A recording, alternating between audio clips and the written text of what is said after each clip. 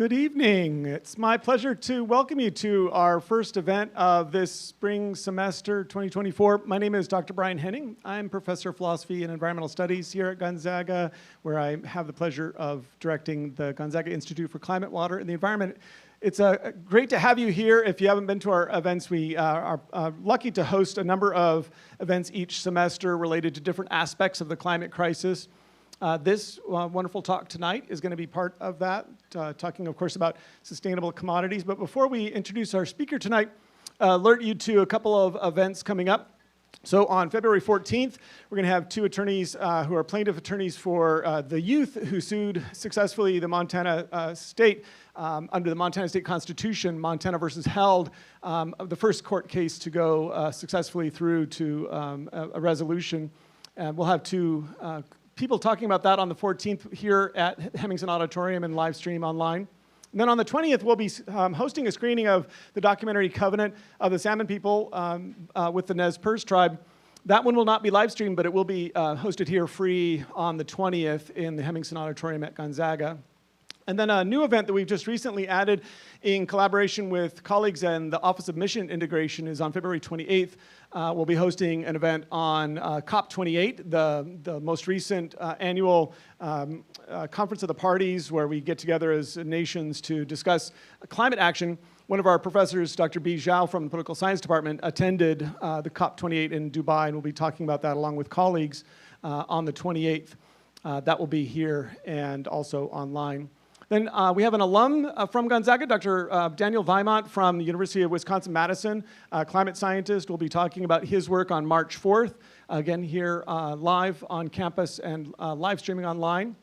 Friday, April 4th, we have a day-long conference. 50 years ago this year, Spokane hosted an event called Expo, and so that was a World's Fair here in Spokane, and our community is celebrating that this summer, the 50th anniversary. The Climate Institute is co-hosting with a number of different partners, including the U.S. Attorney's Office for Eastern Washington, the Washington State Attorney General's Office, and the Gonzaga Law School are all co-hosting a day-long conference on the 50 years of environmental justice in the Inland Northwest on April 4th. That'll be hosted in the law school moot courtroom, the Barbieri courtroom on Lower Campus, and live streamed online. And then finally, to round off the semester, we'll be hosting another screening.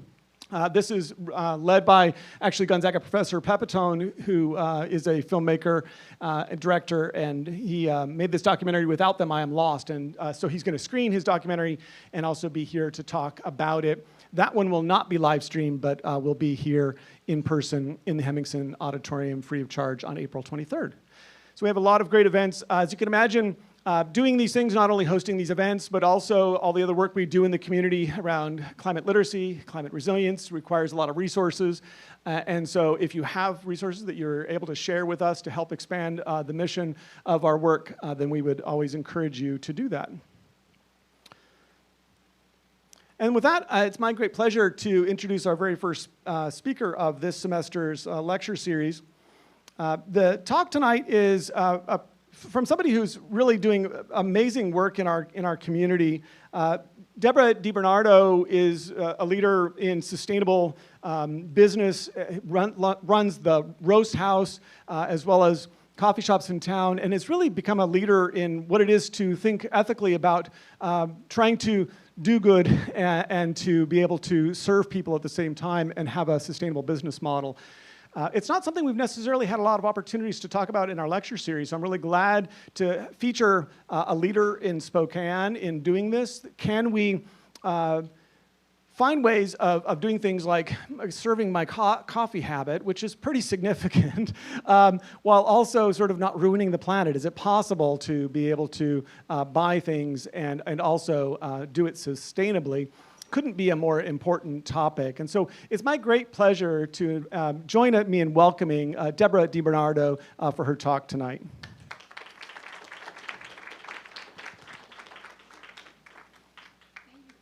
It's my pleasure to host you. Thank you all for having me here, and I hope I don't bore you.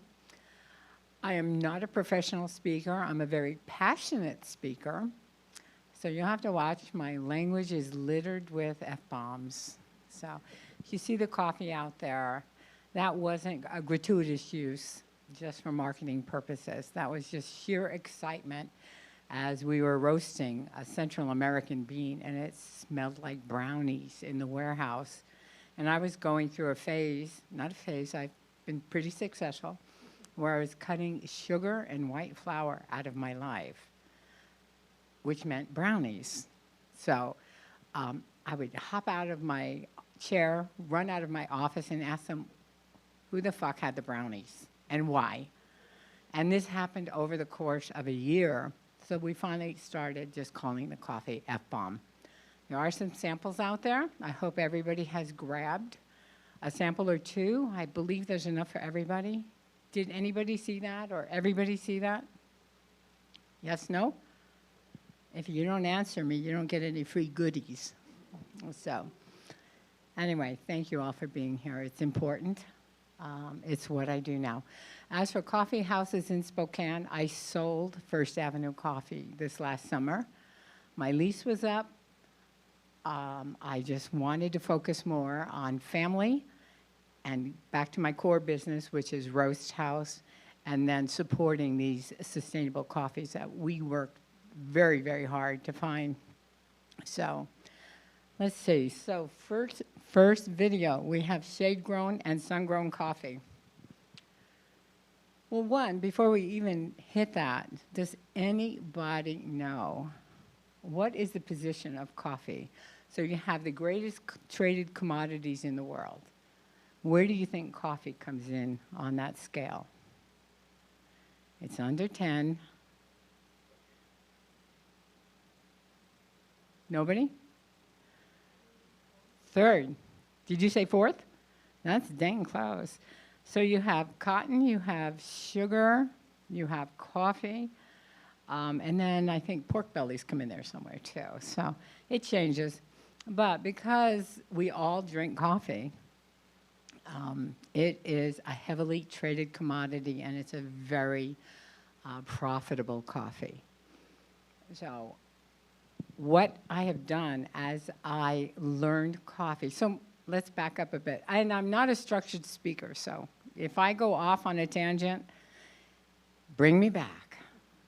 Eventually I'll get back if you remind me. I have a couple of friends here that actually know my personality, and it's not easy to follow. So coffee, I learned coffee through a local roaster here in Spokane, and we won't name him, but I learned a lot, and I learned that coffee is one of the most damaging crops that are produced and that we consume on Earth. It is very responsible for third world deforestation. And as you're seeing here, you've got the two examples. So you've got shade-grown coffee, the way it grows naturally, or used to grow naturally around the world. And then you have sun-grown. Can you tell why sun-grown would be more preferable? Well, you can grow 1,000 times more trees. A shade-grown tree, which grows with all sorts of foliage and natural plants, actually limits production. The tree isn't on steroids and fertilizers, so that average tree will produce about 3 pounds of coffee a year.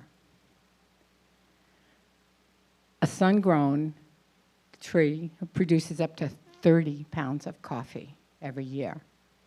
That's significant. That's a lot of money. Of course, the sun-grown coffee isn't worth near the price that shade-grown coffee is. But nonetheless, it is what most of you drink every day of your lives. Shade-grown coffee is less than, anybody have any idea? Anybody want to guess this? What percentage? 5? It's actually 1% of the world's coffee is shade-grown. And there are some wonderful little gifts up there. So was Dante going to run them out as we answer questions? I want you guys to ask questions, and I want you to participate. And I do have goodies. And if I don't have enough goodies here, I got plenty more at the warehouse. Does everybody know where Roast House is? Cleveland is about 7 blocks north of GU, just 1 block north of Foothills Boulevard. We're almost directly across 1 block north of Yolks. And the reason I mention that is we have a free tasting room, which means anytime, Monday through Friday, you can come in from 7 to 4 p.m. and you can taste your way through coffees from all over the world. And Saturdays, you can come in 10 to 2. And there's never a charge to taste coffee. The only time we hose you is when you order a latte or a mocha, and then we charge you. But it's very important to us to have participation, have people come in, taste these coffees, and learn which coffees they like. Do they like Indonesian coffees, African coffees, Central American, South American coffees? Are all very, very different. So as I am learning coffee, I think, what was it, late 90s, I left law practice specifically to go into food and beverages. And instead of restaurants, I wound up working for a roaster and learning the whole distribution side of coffee, and it was a fabulous education. What we had dealt with was 99% sun-grown coffee, so lots of chemicals, some of the most toxic chemicals on earth, some of the very same chemicals that the Nixon and the Johnson administration used to deforest Vietnam. Where was South or North? Vietnam. One of the two. But we use them to fertilize coffee trees. And that fertilizer, they spray it, they put it on the ground, is absorbed by the tree, and then it is absorbed by the fruit that it produces. So it's one of the most toxic crops that we have. Not only is it are we deforesting the world to produce it, but it's definitely impacting your lives. I don't know how not to stress that. That is so important, guys, every time you're having a cup of coffee. And yes, the argument with roasters is, well, if we roast it dark enough, we'll roast the chemicals right out of it. Yeah, you can. But really, is that what we're doing? So even though it might not have a detrimental effect on your health, it sure is on the planet. Third heaviest traded commodity. That's a lot of forest that has been totally devastated to grow very profitable coffee. So what we do is, as a coffee roaster, is we have 100% commitment that the only beans we buy are fair trade, shade-grown, bird-friendly, Rainforest Alliance, and women premium coffees. Everyone has to be at least certified organic. And then, of course, fair trade, vital. We try to participate or get as many farmers to participate in the fair trade program. And then again, one step greater, which is to actually pay another 50 cents a pound when we can work specifically with women farmers. And the reason for that is they do a better job sorting the coffees. We wind up with some of the best coffees on earth. Up to this point, Roast House has actually won. 27 of our coffees have won Best in North America in the last 10 years. And I'm pretty sure almost none of you have even heard of our company. Grazie. So there are at least 4 of you that have. And I'm saying that just to really emphasize the quality of this bean. And it goes way beyond Spokane. I mean, this is all of North America, from Canada down to Chile. So, which is South America, isn't it? Okay. So we've got that. Does anybody have questions before we go past this? No questions whatsoever? Okay, here we go. Just push the arrow button. You did it, look at you. So not only is coffee grown with some pretty horrific chemicals, but in the process of getting that coffee cherry, getting the seed from the cherry, does everybody know that coffee seed, the bean, grows in a cherry? Literally looks like a bean cherry. Did everybody know that? Yeah, do now.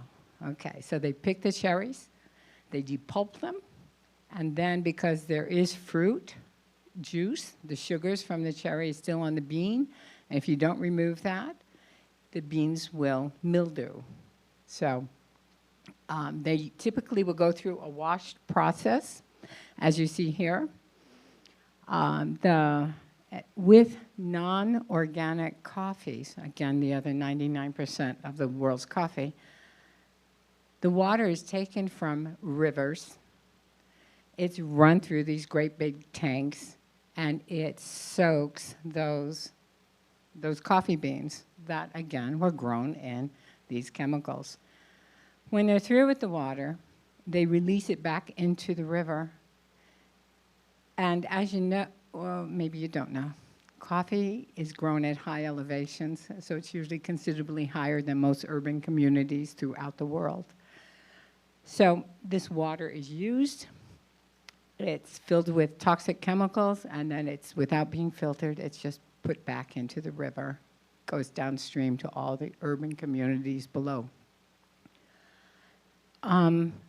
Most of the coffees that we do buy are natural process, so they are dried in the sun, turned continuously.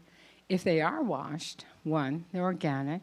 Two, the water is then returned, not into a river, but they use it on their farms and to grow their produce, their food. So, and what you're seeing here is coffee in 3 different stages. Totally cleaned of the fruit, drying with the cherry on the coffee bean, and then I think the third one is pretty much the same thing, specifically a different coffee. So what we're trying to do is we are trying to satisfy my need for coffee, and doing it without harming the environment. And again, it's not just the deforestation, but it's the degradation of water systems throughout the world. Does anybody have any idea how many countries grow coffee? Anybody want to guess this? There's a bottle of F-bomb back there for a guess. 100? 25. I'm going to give you the bottle because you answered. So there are 70 countries, you're very close, that produce coffee. And in those 70 countries, there are thousands of coffee farmers. In Central America, we're looking at easily Guatemala, Brazil, 10,000 coffee growers in those areas. And with like the Guatemalans, you have the Iche, you have the different Mayas where they don't even speak Spanish. So getting their coffee to market is quite a challenge. But what we are doing is working even in an area where they have deforested, and you can see this is partially deforested, is requiring the planting of trees, replacing trees, going back to a natural habitat.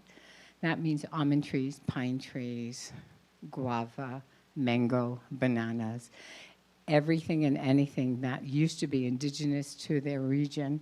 So one, they can feed themselves in addition to just growing coffee and then selling that. One of the negatives of hold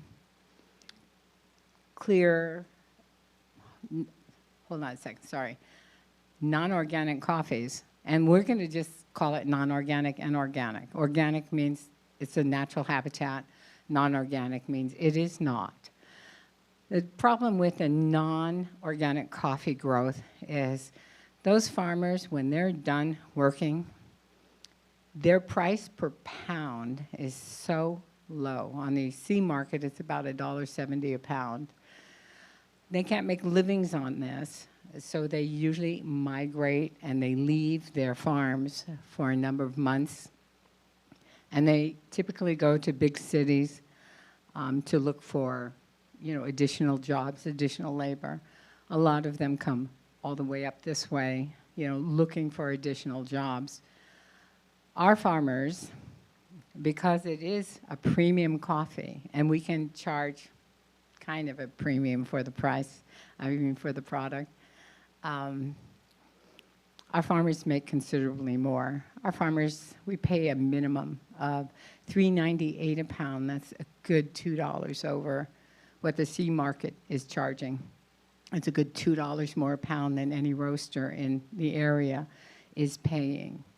Now, we do that with every coffee bean, and right now, Carol, Steve, how many coffees do we have at the roastery? At least 12, 15 coffees.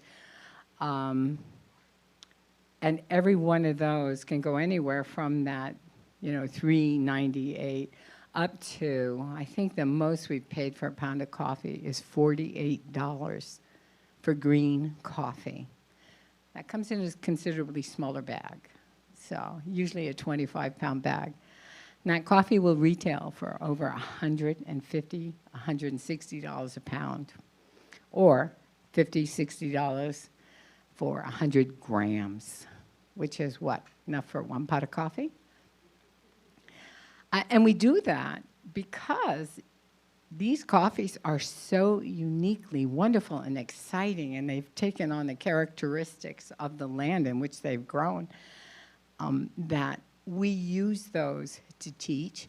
We use those to offer unique experiences, get people into the roast house, and get them hooked on really clean, organic coffee that is, is sustainable. It's sustainable in the fact, not just through the growth and the growth of the product, the cleaning, the depulping, the sorting, but also in the wages that those people are paid. So very, very important. And anytime you want to interrupt me, please feel free. Can you tell I'm not perfectly comfortable doing this? Okay. Can we try another? Let's see what's next. This is me having a good time in Rwanda. So I try never to travel because it is very expensive. You're looking at $10,000 for a trip. And what is the purpose of that trip? To establish a relationship with farmers, or to learn the process, to, hands-on, see exactly what's going on, know it at your core, and that's fine. One trip is good. And one of our importers, Sustainable Harvest, the largest importer in the world of organic, fair trade, sustainable coffees, paid to have me go visit, because Rwanda, Malawi, Uganda, one other country, sorry, were featuring a women coffee farmers conference for the first time ever. And what they were doing is these countries realized that when women nurtured the beans, picked the beans, sorted the beans, that the coffee was earning 2 to 3 times the price that the sun-grown coffee was earning, which meant they had a greater, everybody had a greater income. So we went down there, got to hang with all these women for about 5 days. Most of them did not speak English. But I got to walk through the farms, spend some time with all these different people. We went through 5 days of seminars, discussions, lots of interpreters, and it was rewarding as heck. And one of the things I did get to see was in the picture where we're straddling the coffee plants, this is a group of people, a group of scientists worldwide that are trying to save coffee. Deforestation is climate change. Climate change, less water. So eventually less product. So what they're trying to do now is hybrid coffee plants to sustain greater temperatures and grow with less water. And this is the very first place in the world where they started doing this, and this is in Rwanda.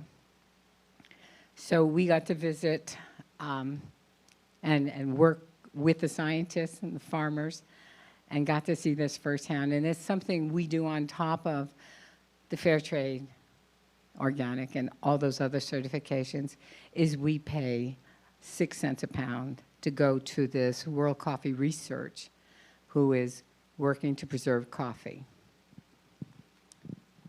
I don't mean to scare anybody, but does anybody have any idea how long coffee will actually be available to you in this audience? Anybody want to hazard a guess? Close. 10 years. 10 years. 90% of the world's coffee will be gone. What's going to be left is the sun-grown stuff that, again, full of chemicals, for whatever, full of chemicals, bitter, nasty. You shouldn't be consuming it. You might as well go into your kitchen sink and grab some chemicals and drink them. And that's what World Coffee Research is working on, and that's what we are supporting, and we do it 100%. We don't know many roasters in the United States that do this with more than 1 or 2 coffees. And those 1 or 2 coffees that are sustainable are used to create entire marketing programs to showcase their green approach to coffee. 1 or 2 of their coffees. We're tiny. You've never heard of us. We're tiny. And all of our coffees are. So you look at some of the big roasters around town, or even some of the big corporate roasters, 1 or 2% of those coffees are purchased specifically to create marketing to impress you. So when you are buying coffee, what are you buying? Are you going to make a change? And this isn't just coffee, guys. Coffee is what we know, so I can talk about that. How about sugar? How about bananas? How about chocolate? Chocolate's going bye-bye. Vanilla is bye-bye. I mean, right now it's $340, $60 a pound for vanilla beans.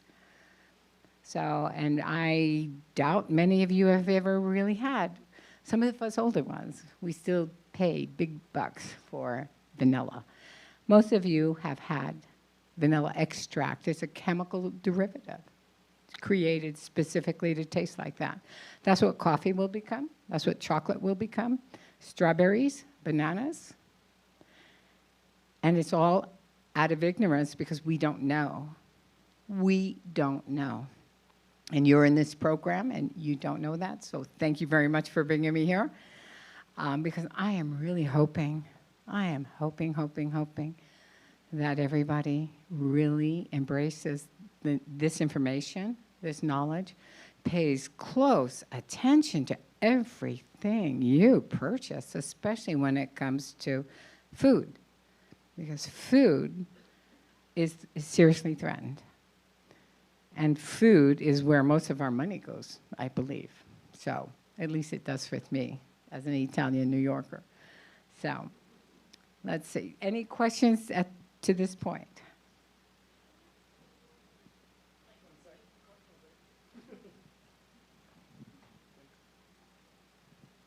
Do you think it's feasible to grow this, like how your brand is, to grow it to a wider, like with education to like a more consumable, or are the farms just not in place to like do that at the moment? There is plenty of sustainable coffee grown, produced. It usually sells for pennies on the dollar because people won't support it. Now, the question, I'm so sorry, Brian, would you one more time? The question specifically was, do I believe? Do you think it's possible to make that change quickly, or do you think it'll take a longer time to see that enacted? Even if, let's say, everybody today was like, I want to make a movement towards this, do you think that's feasible, or do you think it's going to take a longer time? I wouldn't be giving up the money I'm giving up to sustainable harvest and to World Coffee Research if I didn't believe that we could. Will we? I don't know. I don't know. It's really up to you. I'll be 70 next month. I'm at the end. You know, it really is up to you guys. And how you determine, you don't have to start a coffee roasting company or a coffee house or whatever. All you have to do is pay attention to what you're buying. If you are buying from a company, and because it's convenient, they're here, or they're on campus, or they're down on Hamilton, or they're on Division. It's convenient, it's good, it's full of sugar and lots of yucky stuff.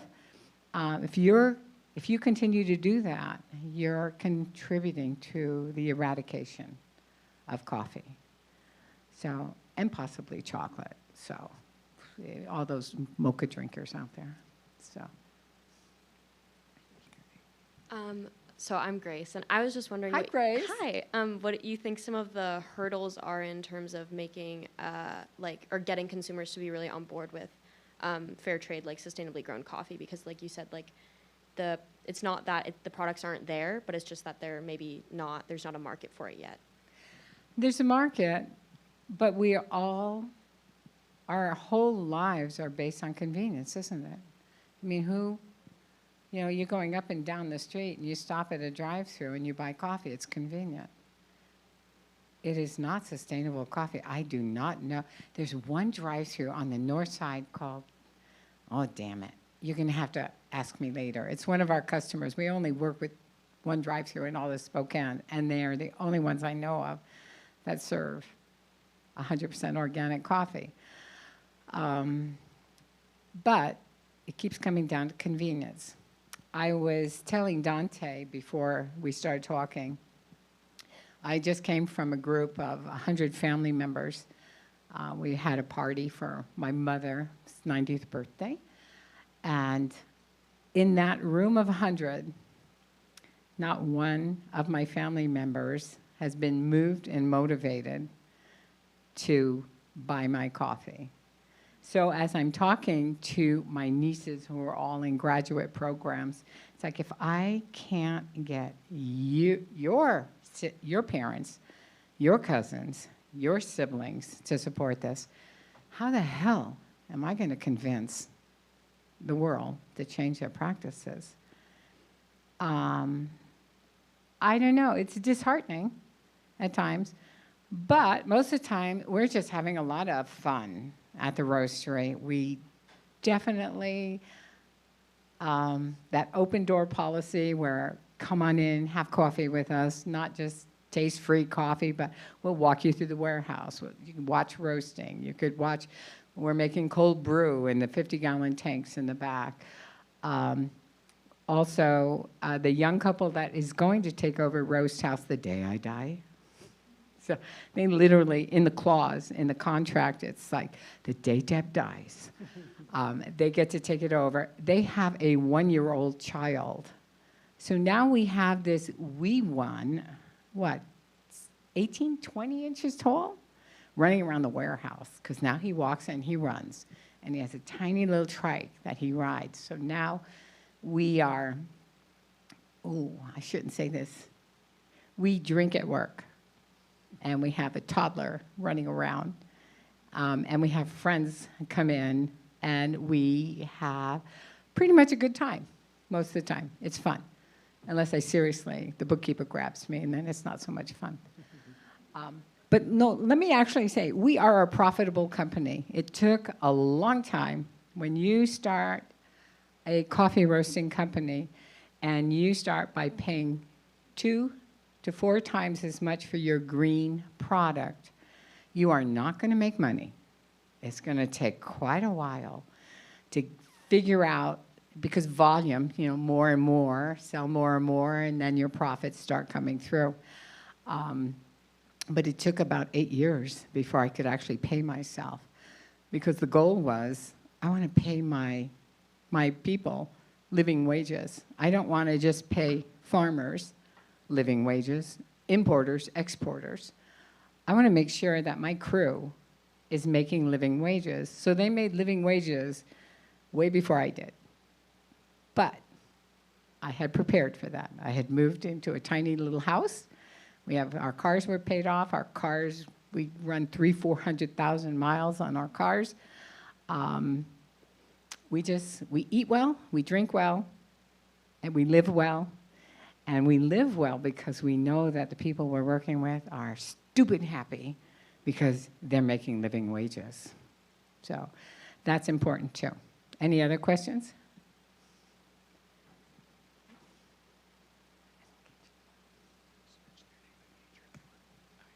I'm Adeline, and I'm a business major. And I was wondering, you say that you eat well and you drink well, and I'm guessing 90% of us in here go to Safeway because it's the most convenient.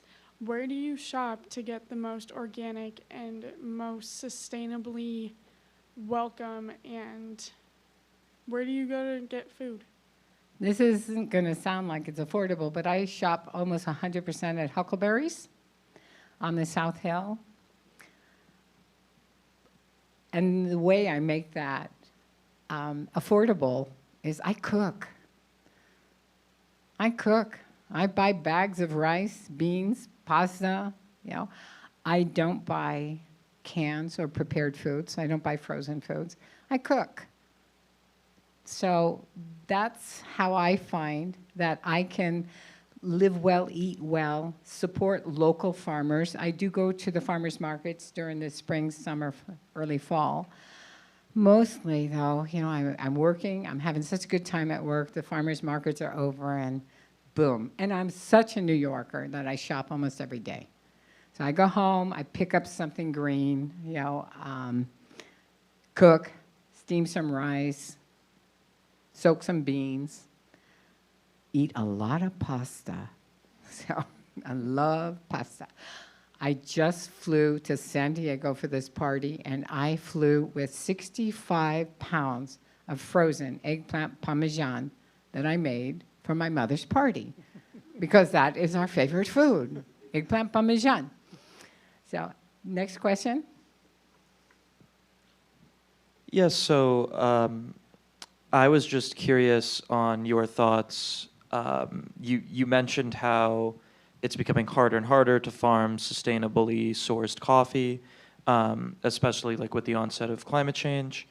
So I'm curious, because we have this debate, I think, in climate spaces with meat a lot, is like, is there any solution to building like a more sustainable and fair like coffee industry, both for the people working in it and for the planet, other than just drink less coffee as a society? Please don't drink less coffee. Just drink organic, damn it. But I'm like,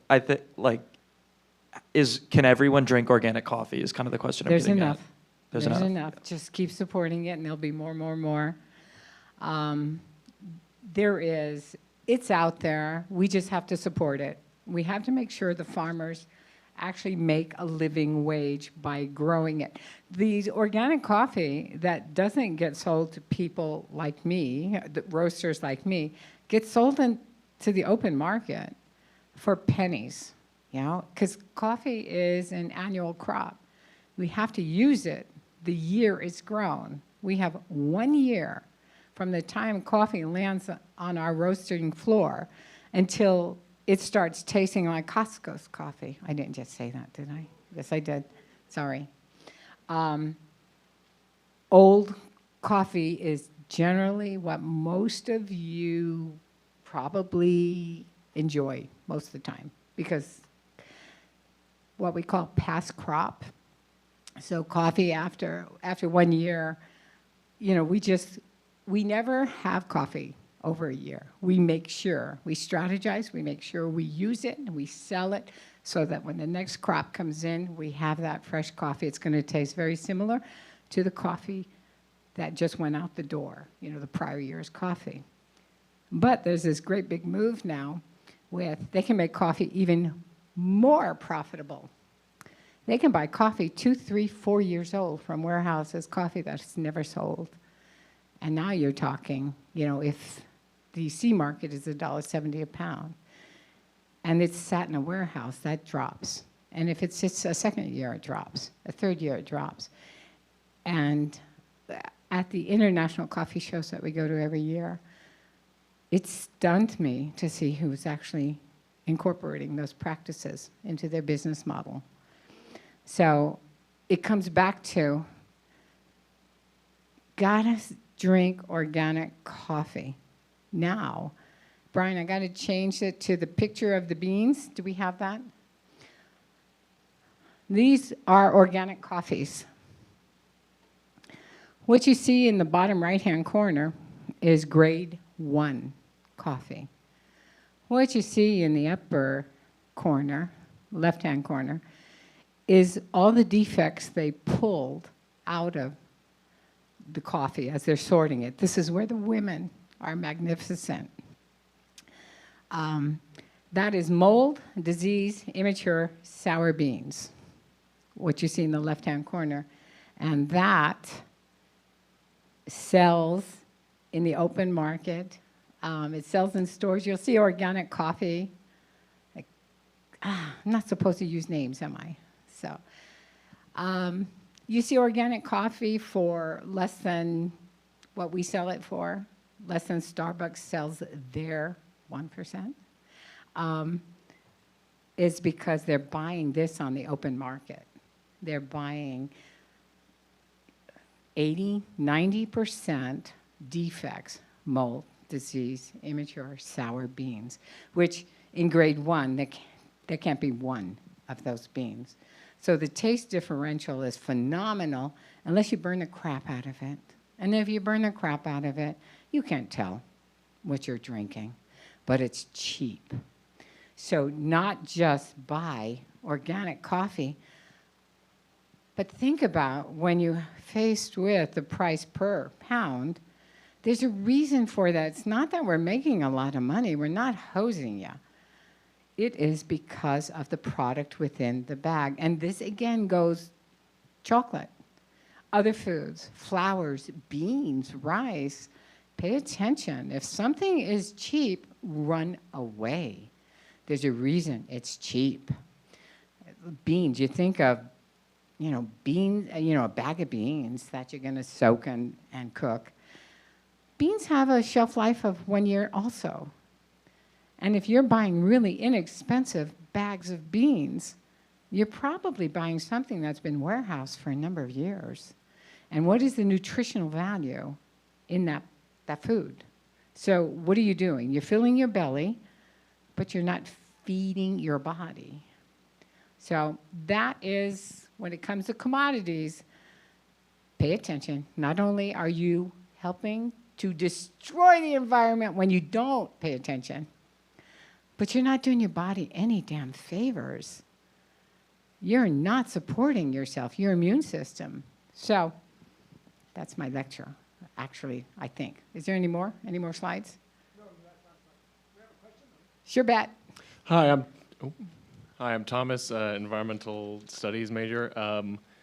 How long has your company been going on for? You mentioned, I guess, a while ago now about taking a while to become profitable, but how long have you been kind of working in the space with coffee and organics more specifically?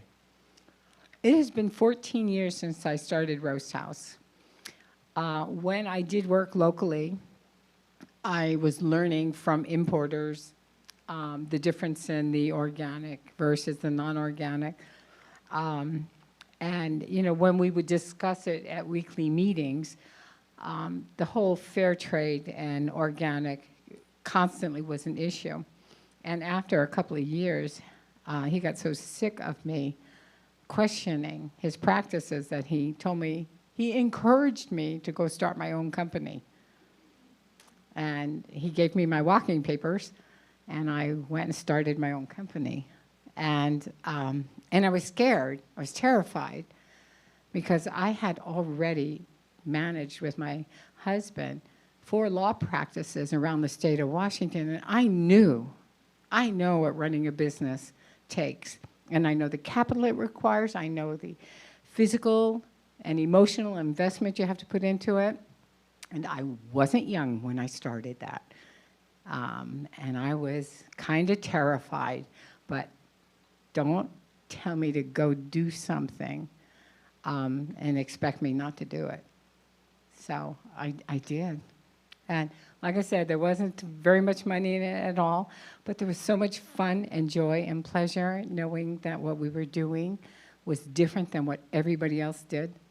The first Good Food Awards we won in San Francisco 10 years ago just blew me away. I'm on stage with 10 other coffee roasters, they're all males, and they all had 1 organic coffee in their lineup. And they competed in Good Food Awards with that 1 coffee.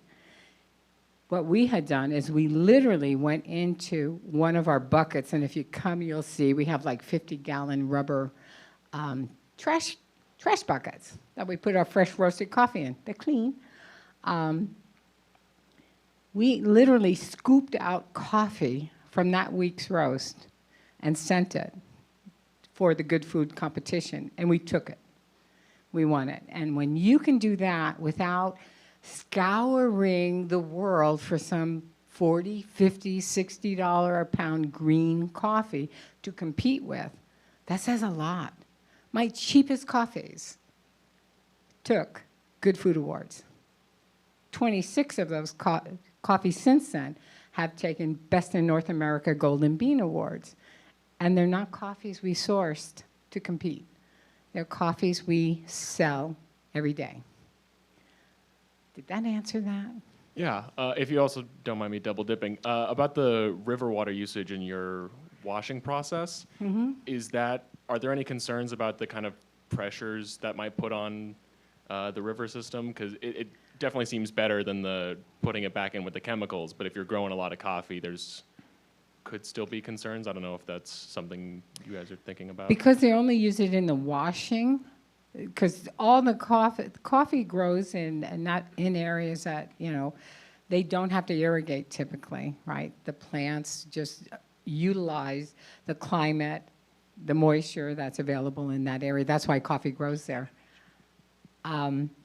So in the washing, the countries that export these non-organic coffees by the bazillions of pounds aren't too worried about the chemicals in the water because they're making a lot of money. And anyway, their general population they're not overly concerned with. And if you have enough money, then of course you have whole house water filtration systems and you're paying attention. But the other 90% of the people are unaware of kind of like what's happening in Airway Heights with their well water. They didn't know for a decade that they had all these toxic chemicals sinking, you know, into the groundwater, into their wells. Same thing, so nobody really cares. What was it? Your question also made me think of, I can't think of what it was, I lost it, it might come back, might not too. Yes. I was just wondering what led you to make the decision to leave what like a capitalist society would consider a very successful career late in life? Like how did you come to being brave enough to do that, and why specifically did you go for like food and drink also? Oh, so I'm from an Italian immigrant family. I grew up in our restaurant in New York, obviously an Italian restaurant. My grandfather's name is Luigi. My dad's name is Mario. So I grew up in that. And when we left the East Coast and we moved west, education was a big priority. Getting out of food was a big priority. So I am not an attorney. I am a business manager. My husband was the attorney, but as a business manager, I realized we had a good thing, and I kept opening more offices around the state. We made a lot of money. And in my family, everybody was so pleased and proud of me because we were making so much money and we were so successful. And it hurt. It hurt me to make so much damn money off of people who were going through the worst times of their lives, because we did divorce and bankruptcy, because bankruptcy follows 50% of all divorces. And we made a lot of money. And I was so embarrassed that I just couldn't do it anymore. And so I wanted to get back into something that made me smile, made me feel good. I love when I feed people. I love watching them. I love watching their faces, the compliments, just the joy and the pleasure. It comes with food and wine. So I did. I literally replaced myself with a business manager and then managers in each location, and looked for a job in coffee because I did not want to work. I didn't want to own a restaurant. I thought that was 24/7. So I just worked for a coffee roaster until the day he invited me to leave. So I had a question for you about, I'm curious whether you know or thought about the distinction between sustainability in commodities and what's sometimes referred to as regenerative agriculture. Have you, so you're, in your title, you use sustainable commodities, and I've been interested in some of the literature around the idea of not just trying to be sustainable, but trying to be regenerative, and if that's something you've thought about and would tee up if so. World Coffee Research, regenerative is huge. It's huge. How would you describe the difference between the two, if you, just off the top of your head? How would I describe the two? I think I would describe it as a newer practice that many farmers, most farmers aren't even aware of. Except for, those farmers who have been doing it in their families for hundreds of years. They don't think anything of it, They're just constantly feeding their soil with what they have, what they use. The animals, the birds, the leaves, the composting action. So I think some of these small third world farmers are just doing it naturally without the title. Sorry, just this diagram is something I've seen from Bill Reed recently that I really am taken with. So in the middle, so you have degenerative sort of economic practices. This can be for economy or for agriculture, either one. So as you go left, it's more intensive for energy, more mechanistic. In the middle of this is meant to be something that's sustainable, right? So you see sustainability sort of in the middle, where you're just sort of trying to mitigate harm as much as possible. One reductive definition of sustainability would sort of be maximum resource extraction compatible with ecosystem function. Not every definition would need to be that, but it would be about maximizing extraction still compatible with ecosystem function.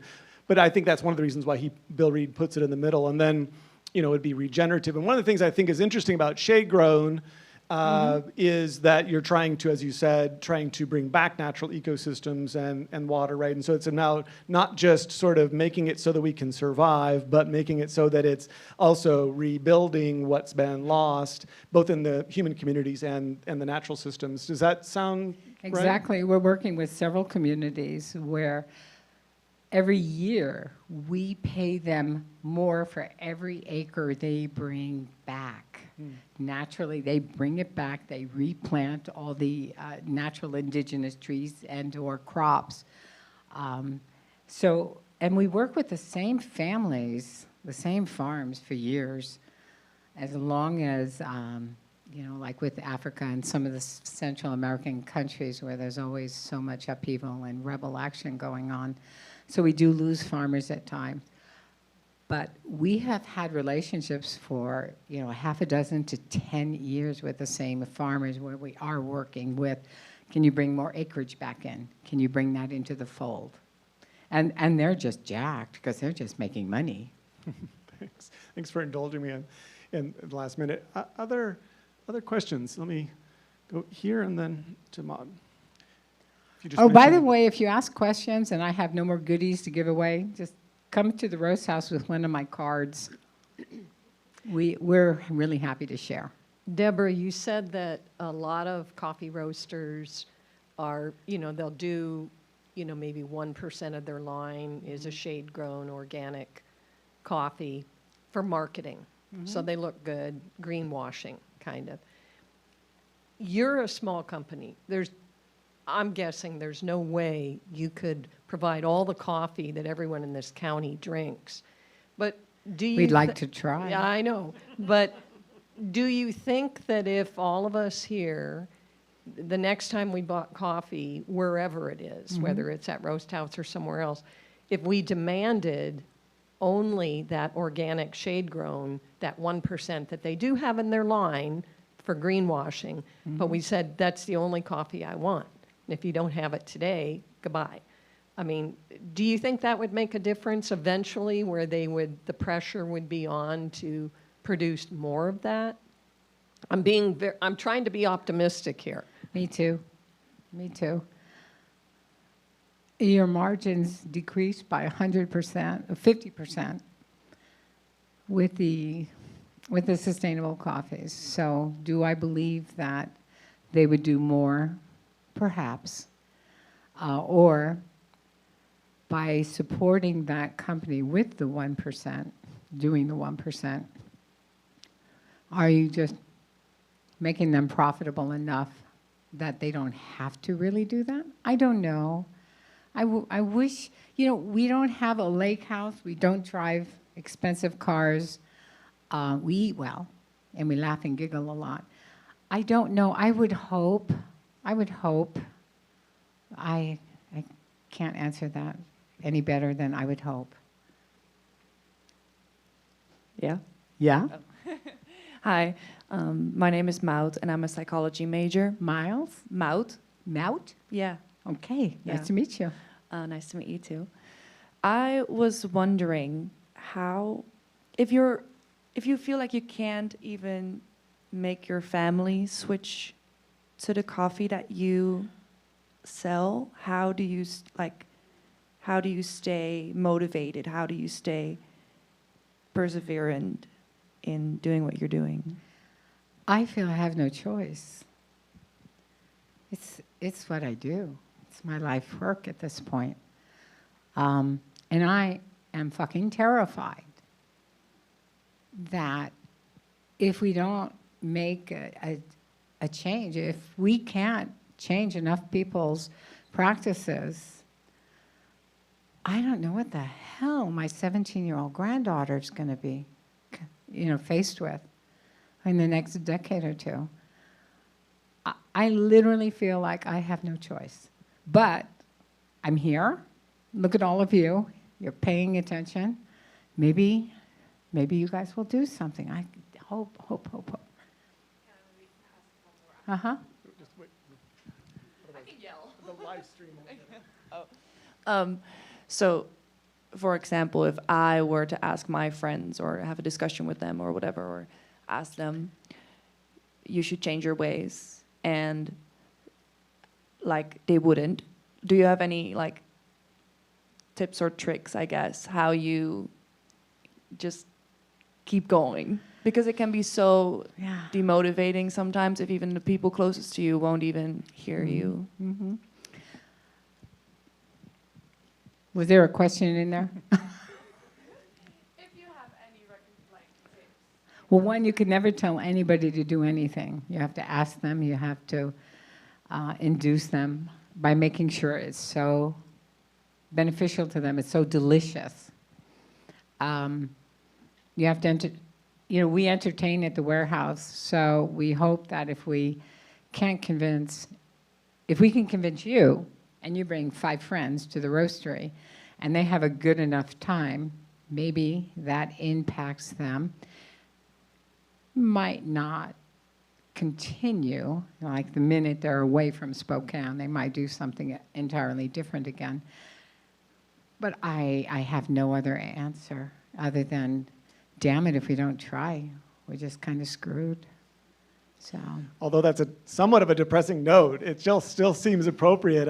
At a Climate Institute event where we're trying to think about, how to motivate ourselves to continue to do this work is such an important and hard question to ask. And so finding motivation in the fighting to try and show that you can do this work and be profitable is I think maybe showing that it's possible, and as a role model, I don't know if it's happening fast enough, but you can at least show, I did it, I'm doing it, you could do it too.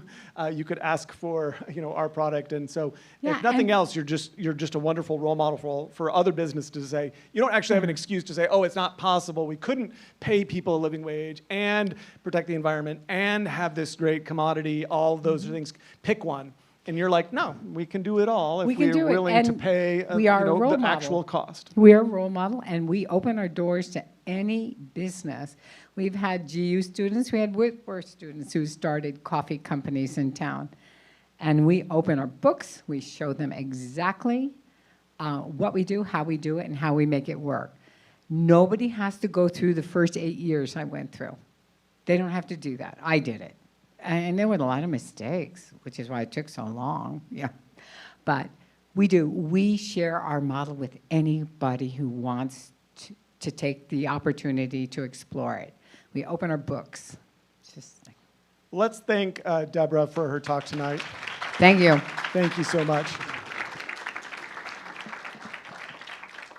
So this event has been live streamed and recorded. You can find it on our YouTube channel. Again, if you're able to support us, we please consider doing so. We have a number of events coming up.